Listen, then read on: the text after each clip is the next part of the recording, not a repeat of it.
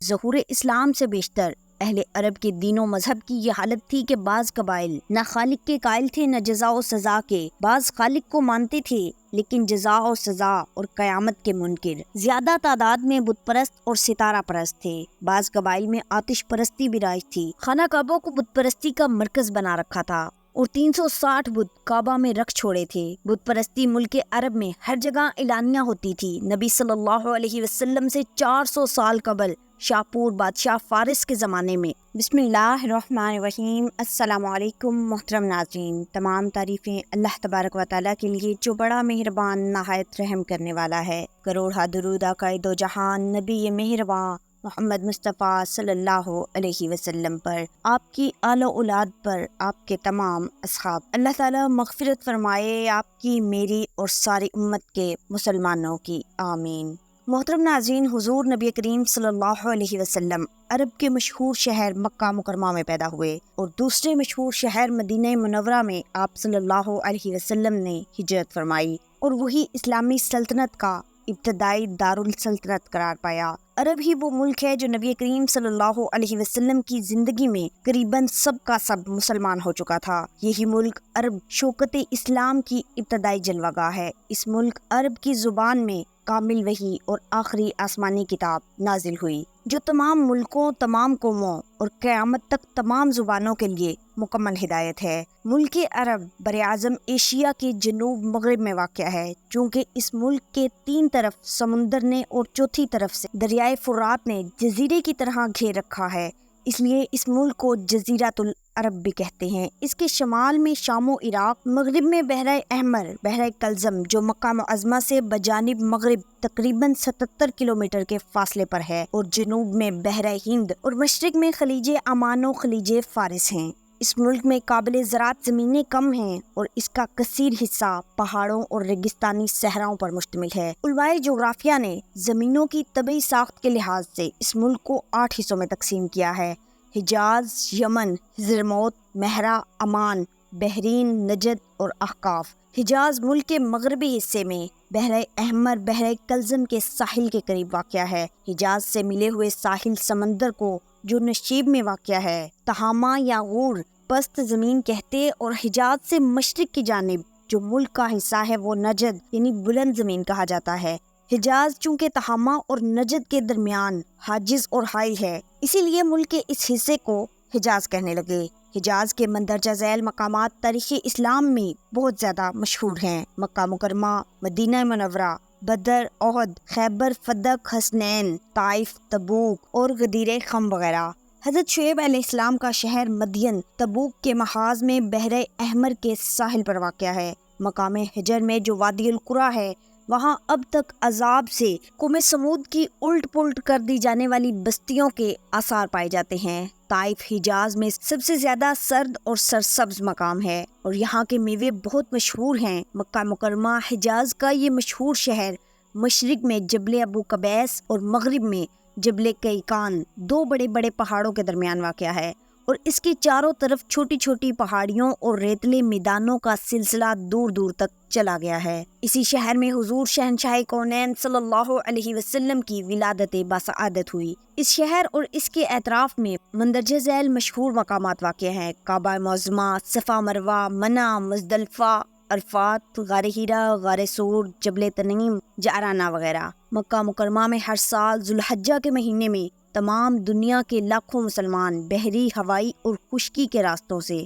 حج کے لیے آتے۔ مدینہ منورہ جہاں مکہ مکرمہ سے ہجرت فرما کر حضور اکرم صلی اللہ علیہ وسلم تشریف لائے اور 10 برس تک مقیم رہ کر اسلام کی تبلیغ فرماتے رہے، اور اسی شہر میں آپ کا مزار مقدس ہے جو مسجد نبوی کے اندر گنبد خضرا کے نام سے مشہور ہے۔ ملک عرب میں زمانہ قدیم سے سام بن نوح علیہ السلام کی اولاد آباد رہی۔ زمانے کے اعتبار سے باشندگان عرب کو مورخین نے 3 طبقات میں تقسیم کیا ہے، یعنی عرب بعیدہ، عرب عاربہ اور عرب مستعربہ۔ بعض نے عاربہ اور مستعربہ کو ایک ہی قسم قرار دے کر عرب بعیدہ اور عرب باقیہ 2 ہی قسمیں قرار دی ہیں۔ عرب بعیدہ سے وہ قومیں مراد ہیں جو سب سے قدیم زمانے میں ملک عرب کے اندر آباد تھیں اور وہ سب کی سب ہلاک ہو گئی. ان کی نسل اور کوئی نشان دنیا میں باقی نہ رہا. عرب باقیہ سے مراد وہ قومیں ہیں جو ملک عرب میں پائی جاتی ہیں. ان کے بھی دو طبقات ہیں جو عاربہ و مستربہ کے نام سے موسوم کیے گئے ہیں. ان سب سے قدیم باشندوں کے مختلف قبائل تھے جن کے نام عاد، سمود، ابیل، عمالقہ، طلسم، جدیس، امیم، جرہم، حجر موت وغیرہ ہیں. یہ سب کے سب لاز ابن سام ابن نوح علیہ السلام کی اولاد سے تھے. ان کا تمام جزیرہ نمائے عرب میں دور دورہ رہا اور ان کے بعض بادشاہوں نے مصر تک کو فتح کیا. ان کے تفصیلی حالات تاریخوں میں نہیں ملتے، لیکن نجد و احقاف اور حجر و موت و یمن وغیرہ میں ان لوگوں کے بعض عمارات اور آثار قدیمہ، بعض پتھروں کے ستون، بعض زیورات، بعض سنگ تراشیاں ایسی موجود ملتی ہیں جن سے ثابت ہوتا ہے کہ اپنے زمانے میں یہ لوگ خوب طاقتور اور صاحب رعب و جلال ہوں گے. ان قبائل میں عاد بہت مشہور قبیلہ ہے. قبیلہ عاد یا قوم عاد کی طرف اللہ کی طرف سے پیغمبر بن کر مبعوث ہوئے. ان کی قوم نے نافرمانی کی راہ اختیار کی اور عذاب الہی سے ہلاک ہوئی. قبیلہ سمود یا قوم سمود کی طرف صالح علیہ السلام مبعوث ہوئے. سمود مقام ہجر میں رہتے تھے. تسم اور جدیس دونوں قبیلوں کا مقام یمامہ تھا اور عمالقہ کا مقام تہامہ، قبیلہ جرہم کا مقام یمن تھا. ملک عرب کے تمام طبقات سام ابن نوح علیہ السلام کی اولاد سے ہیں. عرب عاربہ وہ عرب قبائل جو یعرب بن یشجب بن قحطان کی نسل سے ہیں. انہیں قحطانی عرب کہا جاتا ہے. قحطان سے بیشتر نوح علیہ السلام تک قحطان کے بزرگوں میں سے کسی کی زبان عربی نہ تھی. قحطان کی اولاد نے عربی زبان استعمال کی اور یہ زبان عرب بعیدہ سے حاصل کی. عرب عاربہ یا قحطانی قبائل میں بعض بڑے بڑے بادشاہ گزرے اور تمام جزیرہ نمائے عرب پر یہ لوگ مستولی رہے. یہ عرب بن قحطان نے عرب بعیدہ کی رہی سہی تمام نسلوں اور نشانیوں کا خاتمہ کر دیا تھا. قحطانی قبائل کا اصلی مقام اور قدیمی وطن یمن سمجھا جاتا ہے. انہوں نے ملک یمن کی آبادی اور سرسبزی میں خاص طور پر کوششیں کی. انہی میں ملکہ بلقیس تھی جو حضرت سلیمان علیہ السلام کی معاصرہ تھی. عرب مستعربہ وہ عرب قبائل جو حضرت اسماعیل علیہ السلام کی نسل سے ہیں. انہیں عدنانی عرب کہا جاتا ہے. یہ لوگ ملک عرب میں باہر سے آ کر آباد ہوئے، اس لیے ان کو عرب مستعربہ یا مخلوط عرب کا خطاب دیا گیا. حضرت ابراہیم علیہ السلام کی مادری زبان عجمی یا فارسی زبان تھی. حضرت اسماعیل علیہ السلام کو حضرت ابراہیم علیہ السلام مع ان کی والدہ ہاجرہ کے جب مکہ معظمہ ملک حجاز میں چھوڑ گئے تو انہوں نے قحطان قبیلہ جرہم سے جو مکہ معظمہ میں آباد ہو گئے تھے عربی زبان سیکھی اور آئندہ یہی عربی زبان آل اسماعیل کی زبان ہوئی. عہد الہی کے موافق حضرت ابراہیم علیہ السلام اور حضرت اسماعیل علیہ السلام نے حضرت آدم علیہ السلام کے زمانے کی بنیادوں پر خانہ کعبہ کی تعمیر کا کام اس طرح شروع کیا. حضرت ابراہیم علیہ السلام تو جڑائی کا کام کرتے تھے اور حضرت اسماعیل علیہ السلام گارا اور پتھر اٹھا کر دیتے. جب دیوار کسی قدر بلند ہوئی اور تعمیر کے کام میں دقت ہوئی تو حضرت ابراہیم علیہ السلام ایک پتھر پر کھڑے ہو کر کام کرنے لگے. یہ وہی مقام ہے جس کو مقام ابراہیم کہتے ہیں. بعد ازاں حضرت ابراہیم علیہ السلام ملک شام کی طرف چلے گئے اور تا حیات ہر سال خانہ کعبہ کی زیارت اور حج کو آتے رہے. حضرت اسماعیل علیہ السلام نے آخر تک مکہ معظمہ میں ہی سکونت رکھی. حضرت اسماعیل علیہ السلام کی نسل میں ان کے بیٹے کدار کی اولاد میں ایک شخص عدنان ہوئے. عدنان کی اولاد بنی اسماعیل کے تمام مشہور قبائل پر مشتمل ہے اور اسی لیے عرب مستعربہ بنی اسرائیل کو عدنانی یا آل عدنان کہا جاتا ہے. عدنانی قبائل میں ایاد، ربی اور مزر بہت مشہور ہوئے. قبائل مزر کے مشہور قبیلے کنانا میں فہر بن مالک تھے جن کو قریش بھی کہتے تھے. قریش کی اولاد میں بہت سے قبائل ہوئے جن میں بنی سہم، بنی مخزوم، بنی حما، بنی تیم، بنی عدی، بنی عبدالدار، بنی زہرہ اور بنی عبد مناف زیادہ مشہور ہوئے. عبد مناف کے 4 بیٹے تھے: عبد شمس، نوفل، مطلب اور ہاشم. محمد صلی اللہ علیہ وسلم بن عبداللہ بن عبد المطلب بن ہاشم ہوئے.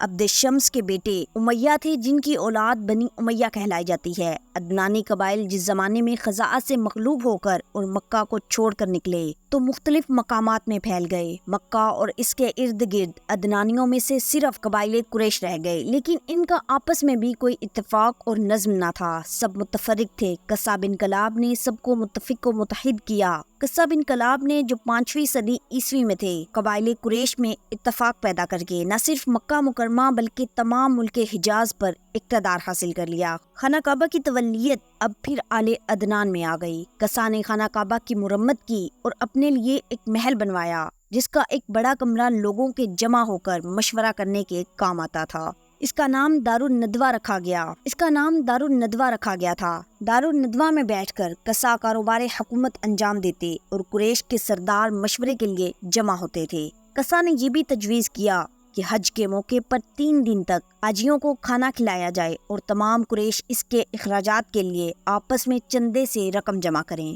غرض یہ کہ قصہ کو مکہ اور حجاز میں دینی اور دنیاوی دونوں قسم کا اقتدار حاصل تھا۔ 480 میں قصہ راہی ملک بقا ہوئے اور ان کا بیٹا عبدالدار اپنے باپ کی جگہ مکہ کا حاکم تسلیم کیا گیا۔ عبدالدار کی وفات کے بعد اس کے پوتوں اور اس کے بھائی عبد مناف کے بیٹوں میں حکومت مکہ کے لیے فساد برپا ہوا، لیکن مکہ کے بااثر لوگوں نے بیچ میں پڑھ کر فیصلہ کیا کہ عبد مناف کے بیٹے عبد شمس کو آب رسانی، چندہ یا ٹیکس کی وصولی اور حاجیوں کی میزبانی کا کام سپرد ہو۔ عبدالدار کے پوتوں کو فوجی انتظام، کعبے کی حفاظت اور دارالندوہ کی نگرانی کا کام سپرد کیا جائے۔ چند روز کے بعد عبد مناف کے بیٹے عبد شمس نے اپنے چھوٹے بھائی ہاشم کو اپنی حکومت اور تمام حقوق دے دیے۔ ہاشم اپنی تجارت، دولت اور سخاوت کی وجہ سے اہل مکہ میں بہت حد دل عزیز تھے۔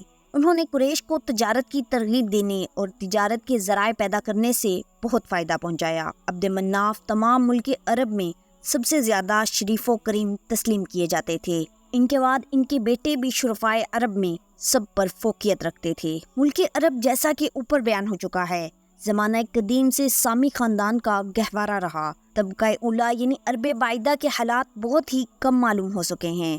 بنی اسرائیل کے عروج و ترقی سے بیشتر اور عرب بعیدہ کے بعد قحطانی عربوں کے دورہ میں عرب کے اندر بہت سی حکومتوں اور سلطنتوں کا پتہ چلتا ہے، لیکن کسی زمانے میں بھی کوئی ایک سلطنت تمام ملک عرب پر قابض و متصرف نہیں ہوئی۔ صوبہ میں علیحدہ علیحدہ حکومتیں قائم تھیں اور ان میں بعض زیادہ مشہور بھی تھیں، تاہم ملک کے اندر آزاد گروہ خانہ بدوشی کے عالم میں اونٹوں پر اپنے خیمے اور چھولداریاں لادے ہوئے سفر کرتے اور پھرتے ہوئے دیکھے جاتے رہے ہیں۔ سبزہ پانی اور ضروریات زندگی کی کمی نے اہل عرب کو ہمیشہ آوارہ و سرگرداں، جفاکش اور مستعد رکھا۔ ضروریات زندگی کی کمی نے ان کے تمدن کو ترقی کرنے نہیں دی اور ان کی معاشرت میں کوئی نمایاں اصلاح اور قابل تذکرہ تغیر واقع نہ ہوا۔ مشاغل کی کمی اور مناظر کی یکرنگی نے ان کی فرصتوں کو بہت وسیع اور فارغ اوقات کو بہت طویل کر دیا تھا۔ ریگستانوں کی وسعت و کثرت، پیداوار ملکی اور قیمتی اشیاء کی ناپیدگی اور آبادیوں اور شہروں کی قلت نے کسی بیرونی فتح مند قوم اور ملک گیر بادشاہ کو ملک عرب کی طرف متوجہ نہ ہونے دیا۔ سیاحوں اور تاجروں کے متوجہ کر لینے کا بھی کا سامان اس جزیرہ نما عرب میں نہ تھا،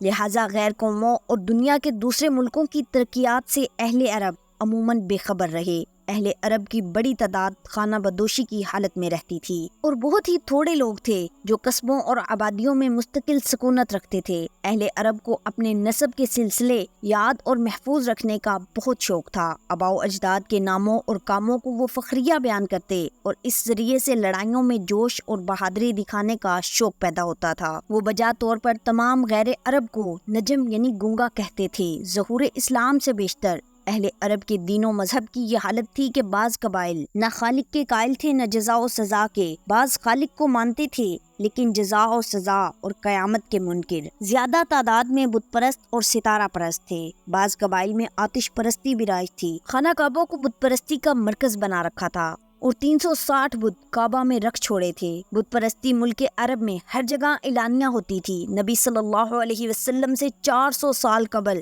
شاپور بادشاہ فارس کے زمانے میں عمرو بن لہی بن حارثہ بن عمر القیس بن ثعلبہ جو حجاز کا بادشاہ تھا، سب سے پہلے خانہ کعبہ کی چھت پر حبل نامی بت رکھا اور مقام زمزم پر آصاف اور نائلہ 2 بت رکھے اور لوگوں کو ان کے پوجنے کی ترغیب دی۔ یہ عمرو بن لہی قیامت کا منکر تھا۔ یغوث، یعوق، نصر، ود، سوا وغیرہ بہت سے بت تھے جو قبیلوں میں بٹے ہوئے تھے، یعنی ہر قبیلہ اپنا جدا بت رکھتا تھا۔ ود مرد کی صورت تھا، نائلہ عورت کی صورت، سوا بھی عورت کی صورت پر تھا، یغوث شیر کی شکل کا تھا، یعوق گھوڑے کی اور نصر گدھ کی صورت پر تھا۔ اوس اور خزرج کی قبیلے منات کی پوجا کرتے تھے۔ جہالت کی انتہا تھی کہ وہ لوگ ایک اکیلے اللہ تبارک و تعالیٰ کو چھوڑ کر مرد، عورت، شیر، گھوڑے اور گدھ کی صورتوں والے بتوں کی پوجا کرتے تھے، جن کو انہوں نے خود اپنے ہاتھوں سے بنایا ہوتا تھا۔ انسانی عقل و بصیرت کی موت واقع ہو جانے پر انسانوں نے یہی کچھ کیا ہے۔ اللہ رب العالمین کا نازل کردہ شفاف اور خاص طریقے عبادت تو کب کا ترک ہو چکا تھا۔ ہر قبیلہ اپنی مرضی کی عبادت کرتا تھا۔ کعبے کی چھت پر حبل کے علاوہ ایک اور بت بھی تھا جس کا نام شمس تھا۔ حضرت ابراہیم علیہ السلام، اسماعیل علیہ السلام، عیسیٰ علیہ السلام، مریم علیہ السلام کی تصویریں بھی خانہ کعبہ میں پوجی جاتی تھی۔ بت پرست لوگ جب حج کو آتے تو قربانی کے لیے اونٹ بھی لاتے جن کو بتوں پر چڑھایا جاتا۔ ان اونٹوں کے گلے میں جوتا باندھ کر لٹکا دیتے اور ان کے کوہان کو زخمی کر دیتے تھے، جو اس بات کی علامت تھی کہ یہ قربانی کا اونٹ ہے۔ پھر کوئی شخص اس اونٹ سے تعرض نہ کرتا۔ اونٹوں کے بچے، بھیڑے اور مختلف چوپائے بتوں پر قربان کیے جاتے تھے۔ بعض قبائل ان بتوں پر آدمی کی قربانی بھی چڑھاتے تھے۔ بعض مورخین کا قول ہے کہ عرب کے بت پرست توحید کے قائل تھے اور اللہ کو ایک جانتے تھے۔ ان بتوں کی پرستش وہ یوں کرتے تھے کہ یہ بارگاہ الہی میں ان کے سفارشی ہیں۔ ان میں بعض قبائل کا یہ عقیدہ تھا کہ جس شخص کی قبر پر اونٹنی ذبح کی جاتی ہے وہ قیامت کے دن اسی اونٹنی پر سوار ہو کر اٹھے گا۔ یہ عقیدہ اس بات کی دلیل ہے کہ وہ حشر و نشر اور یوم جزا کے قائل تھے۔ اس سے مشرکین عرب کے توحید پرست ہونے یا نیم جزا کے قائل ہونے کی دلیل لینا عبث ہے۔ یوں کہا جا سکتا ہے کہ وہ کسی حد تک اللہ تعالیٰ اور یوم جزا کے قائل تو تھے، لیکن حقیقی معنوں میں اور صحیح تقاضوں کے مطابق وہ ان امور کے قائل و عامل نہیں تھے۔ عرب جاہلیت میں ستارہ پرستی بھی خوب رائج تھی۔ مورخین کے پاس اس بات کے لیے کوئی دلیل موجود نہیں کہ عرب، مصر، یونان، ایران، ان چاروں ملکوں میں کون سا ایک ملک ستارہ پرستی کا استاد اور باقی تینوں اس کے شاگرد ہیں۔ بہرحال اس بات کا ثبوت دشوار ہے کہ عرب میں ستارہ پرستی باہر سے آئی۔ قبیلہ حمیر سورج کو، کنانا چاند کو، تمیم دہران کو، لخم اور جزام مشتری کو، تیس سہیل کو، کیس شعر العبور کو، اسد عطارد کو پوجتے تھے۔ اکثر قبیلوں کے بت ستاروں کے نام سے موسوم تھے۔ پتھروں کے بت اور مشہور ستارے مشترک طور پر قبائل میں پوجے جاتے تھے۔ ستاروں کے طلوع اور غروب پر بڑے بڑے کاموں کا انحصار رکھتے تھے۔ کھلے میدانوں میں، ریگستانوں میں بسر کرنے والے لوگوں کی توجہ ستاروں اور سیاروں کی طرف خصوصیت سے منعطف رہنا اور ان میں سے بعض کو معبود ٹھہرا لینا کوئی تعجب کی بات نہ تھی۔ قرآن کریم کی سورہ نوح سے معلوم ہوتا ہے کہ نوح علیہ السلام کے زمانے میں بھی عراق عرب میں یغوث، یعوق، ود، نصر، سوا وغیرہ کی پرستش ہوتی تھی، جو سب ستاروں کے نام ہیں۔ اس سے معلوم ہوا کہ ستارہ پرستی ملک عرب میں قدیم ایام سے رائج تھے اور چاند سب سے محبوب معبود سمجھا جاتا تھا۔ عرب میں کاہن لوگ بڑی کثرت سے ہوتے تھے۔ کاہن وہ کہلاتا تھا جو اسرار کے جاننے اور غیب کی خبروں پر اطلاع رکھنے کا دعویٰ کرے۔ جو گزشتہ حالات کی خبر دے اس کو کاہن، اور جو آئندہ حالات کی خبر دے اس کو عراف کہتے تھے۔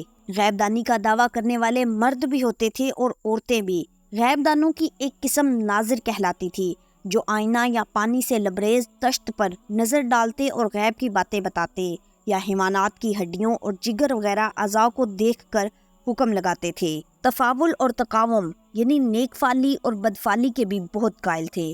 کوے کو بہت منحوس اور معجب فراق سمجھتے تھے۔ عربی زبان میں چونکہ کوے کو غراب کہتے ہیں، اس لیے مسافرت کو غربت اور مسافر کو غریب کہنے لگے، یعنی کوے کے اثر سے جدائی اور مسافرت میں انسان مبتلا ہوتا ہے۔ الو کو بھی بہت منحوس جانتے تھے۔ ان کے نزدیک الو کے بولنے سے موت اور ویرانی ہوتی تھی۔ ذرا ذرا سی بات اور بہت معمولی باتوں پر ان میں جنگ چھڑ جاتی تھی۔ ایک دفعہ جب لڑائی شروع ہو جاتی تو پھر کئی پشتوں اور صدیوں تک برابر جاری رہتی۔ ان کی لڑائیوں میں کوئی بھی لڑائی ایسی نہیں ملتی جو کسی معقول اور اہم سبب کی بنا پر شروع ہوئی ہو۔ ان لڑائیوں سے کسی قبیلے یا ملک کو کبھی کوئی فائدہ نہیں پہنچا، بلکہ طرفین کو ہمیشہ تباہی و بربادی اور نقصان جان و مال برداشت کرنا پڑا۔ زمانہ جاہلیت میں عرب میں ایک رسم یہ بھی تھی کہ جب دشمن پر قابو پا جاتے اور اس کے عیال و اطفال کو قید کر لیتے تو بلا امتیاز اور بلا تکلف سب کو قتل کر دیتے، لیکن قیدیوں میں سے کوئی شخص ان کے کھانے میں سے کچھ کھا لیتا تو قتل سے محفوظ ہو جاتا تھا۔ اگر کسی قاتل یا دشمن پر اس کی زندگی میں دسترس حاصل نہ ہو سکتی تو اس کے بیٹے پوتوں اور رشتہ داروں سے بدلہ لیتے تھے اور جب تک انتقام نہ لے لیں چین سے نہ بیٹھتے تھے۔ اگر سبب عداوت یاد نہ رہے، عداوت پھر بھی یاد رہتی ہے۔ بہت سے شخصوں کو صرف اس لیے قتل کرتے تھے کہ ہم کو ان سے دشمنی ہے اور ان کا قتل ضروری ہے، لیکن یہ نہ بتا سکتے تھے کہ ان سے کیوں دشمنی ہے۔ گھوڑوں اور ہتھیاروں کی نگہداشت کا ان کو بہت زیادہ خیال تھا۔ شمشیر زنی، تیر اندازی، شاہ سواری، نیزہ بازی میں جس شخص کو کمال حاصل ہوتا اس کی بڑی عزت و توقیر کی جاتی اور اس کا نام فوراً دور دور تک مشہور ہو جاتا۔ بعض قبائل کو بعض فنون حرب اور اسلحہ جنگ کے استعمال میں شہرت حاصل تھی۔ خاص تلواروں، نیزوں، کمانوں، گھوڑوں وغیرہ کے خاص نام یعنی اسماء علم تھے اور سارے ملک میں سمجھے اور پہچانے جاتے تھے۔ مثلاً حرس بن ابی شمر غسانی کی تلوار کا نام خزون تھا، عبد المطلب بن ہاشم کی تلوار کا نام عطشان اور مالک بن زبیر کی تلوار کا نام ذوالنون تھا۔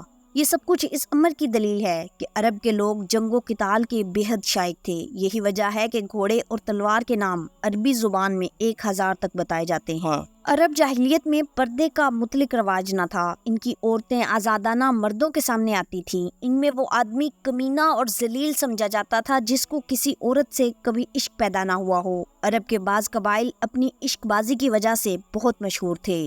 محترم ناظرین، جیسا کہ اوپر بیان ہو چکا ہے، عرب میں 2 قسم کے لوگ تھے، ایک وہ جو شہروں اور بستیوں میں آباد تھے، دوسرے وہ جو خانہ بدوشی کی حالت میں پھرتے تھے اور تعداد میں زیادہ تھے۔ شہری لوگوں میں اگرچہ حقوق ہمسایہ کی رعایت، امانت داری، دیانت وغیرہ صفات تھیں، مگر تجارت میں مکر و دغا، دھوکہ بازی وغیرہ عیوب ان میں بھی موجود تھے۔ خانہ بدوش یا بدوی رہزنی اور ڈاکہ ڈالنے میں بے حد مشتاق تھے۔ مسافروں کو لوٹ لینے اور زبردستی کسی کا مال چھین لینے کی سب کو عادت تھی۔ اگر کسی شخص کو تنہا سفر میں پاتے تو اس کا مال چھین لیتے اور اس کو غلام بنا کر بیچ ڈالتے۔ بنی تمیم اور قریش میں دختر کشی کی رسم سب سے زیادہ جاری تھی۔ اس رسم دختر کشی یعنی بیٹیوں کو زندہ دفن کرنا فخر کرتے اور اپنے لیے نشان عزت سمجھتے تھے۔ بعض گھرانوں میں یہ سنبیلی یہاں تک بڑھی ہوئی تھی کہ لڑکی جب بڑی ہو جاتی یعنی خوب میٹھی باتیں کرتی اور اس کی عمر 5 یا 6 سال کی ہو جاتی، تب اس کو اچھے کپڑے پہنا کر سنگ دل باپ خود لے کر بستی سے باہر جاتا، جہاں وہ پہلے سے ایک گہرا گڑھا کھود آتا تھا۔ اس گڑھے کے کنارے پر اس لڑکی کو کھڑا کر کے پیچھے سے دھکا دے کر گرا دیتا۔ وہ لڑکی چیختی چلاتی اور باپ سے امداد طلب کرتی، لیکن وہ ظالم باپ اوپر سے ڈھیلے مار کر اور مٹی ڈال کر اس کو دبا دیتا اور زمین ہموار کر کے واپس چلا آتا اور اس طرح اپنی لختے جگر کو زندہ درگور کرنے پر فخر کرتا۔ بنی تمیم کے ایک شخص قیس بن عاصم نے اسی طرح اپنی 10 لڑکیاں زندہ دفن کی تھیں۔ دختر کشی کی اس ظالمانہ رسم سے عرب کا کوئی بھی قبیلہ پاک نہ تھا، مگر بعض قبیلوں میں یہ حرکت کثرت سے ہوتی تھی اور بعض میں کسی قدر کم۔ محترم ناظرین، جس اونٹنی کے 5 بچے ہو چکے ہوں اور 5واں نر ہو اس کو بحیرہ کہتے اور اس کا کان چھید کر چھوڑ دیتے تھے۔ وہ جہاں چاہے کھاتی چرتی پھرے، کوئی اس سے تعرض نہیں کرتا تھا۔ اگر بھیڑ کے نر بچہ پیدا ہوتا اس کو بتوں پر چڑھا دیتے، مادہ ہوتا تو وہ اپنے لیے رکھ لیتے۔ اس کا نام وسیلہ ہوتا تھا۔ جس نر اونٹ کی جفتی سے 10 بچے پیدا ہو چکے ہوتے اس کی بڑی عزت کرتے تھے، نہ اس پر بوجھ لاتے نہ خود سوار ہوتے۔ بتوں کے سامنے یا بت خانوں کی دیوڑی پر 3 تیر رکھے رہتے تھے، ایک پر لات، دوسرے پر نعم لکھا ہوتا۔ یہ تیر ایک ترکش میں ہوتے۔ جب کوئی خاص اور اہم کام درپیش ہوتا تو جاتے اور ترکش میں سے ایک تیر نکالتے۔ اگر لا والا تیر نکل آتا تو اس کام سے باز رہتے، نعم والا نکلتا تو اجازت سمجھتے، خالی تیر نکلتا تو پھر دوبارہ تیر نکالتے، یہاں تک کہ لا یا نعم میں سے کوئی ایک نکل آتا۔ جب کوئی شخص مر جاتا تو اس کی اونٹنی کو اس کی قبر کے پاس باندھ کر اس کی آنکھیں بند کر دیتے، یہاں تک کہ وہ مر جاتی، یا اس اونٹنی کے سر کو اس کی پشت کی جانب کھینچ کر سینے کے قریب لا کر باندھ دیتے اور اسی حالت میں چھوڑ دیتے یہاں تک کہ وہ مر جاتی۔ یہ کام ان کے عقیدے کے موافق اس لیے کیا جاتا تھا کہ مرنے کے بعد یہ شخص جب قبر سے اٹھے گا تو اس اونٹنی پر سوار ہو کر اٹھے گا۔ جوا کھیلنے کی یہ بہت شوقین تھے، کعبے میں حبل بت کے سامنے کھیلتے۔ محترم ناظرین، عرب اور اس کے باشندوں کی نسبت جو کچھ اوپر بیان ہوا ہے یہ ظہور اسلام اور بعثت نبوی صلی اللہ علیہ وسلم سے پہلے کی حالت ہے۔ اہل عرب کے اخلاق، عادات، معاشرت، مذہب، عقائد وغیرہ سب کی نسبت جو کچھ اوپر بیان ہوا ہے وہ نبی صلی اللہ علیہ وسلم کے زمانے سے قریباً 1 صدی پہلے تک کی حالت ہے، اور یہی حالت بعثت نبوی صلی اللہ علیہ وسلم تک قائم تھی۔ محترم ناظرین، خود غور فرمائیے کہ جن لوگوں میں حضور صلی اللہ علیہ وسلم مبعوث ہوئے اور جو اسلام کے اول المخاطبین ہیں کس قدر پست اور ذلیل حالت میں تھے، پھر رسول عربی صلی اللہ علیہ وسلم کی تعلیمات اور اسلام کے اثر سے عرب میں زبردست انقلاب آ گیا، عرب کی حالت بدل گئی۔ اللہ تعالی ہمیں حضور صلی اللہ علیہ وسلم کے اسوائے حسنہ پر عمل کرنے کی توفیق عطا فرمائے، آمین۔ محترم ناظرین، امید کرتی ہوں آپ کو آج کی ویڈیو پسند آئی ہوگی۔ ویڈیو اچھی لگے تو اسے لائک کریں، اور اگر ابھی تک چینل کو سبسکرائب نہیں کیا تو سبسکرائب کریں، اور کمنٹ باکس میں اللہ تعالیٰ کے 99 ناموں میں سے ایک نام ضرور ٹائپ کریں۔ ملتے ہیں ایک نئی ویڈیو میں، تب تک کے لیے اللہ نگہبان۔